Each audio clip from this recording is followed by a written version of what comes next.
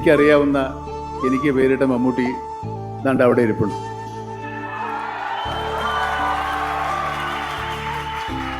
നിങ്ങൾക്ക് കാണാൻ വേണ്ടി ഞാൻ പുള്ളിയെ ഒന്ന് ഇങ്ങോട്ട് വിളിക്കാം. അദ്ദേഹത്തിൻ്റെ പേര് ശശിധരൻ എന്നാണ്. എടവനക്കാടാണ് വീട്.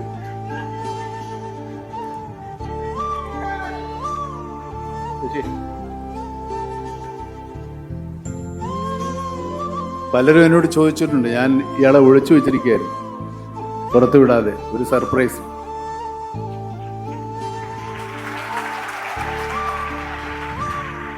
ഇങ്ങനെ 4 പേര് കാണുക ഇയാളെ പരിചയപ്പെടുത്തണമെന്ന് എനിക്ക് വലിയ ആഗ്രഹമുണ്ടായിരുന്നു.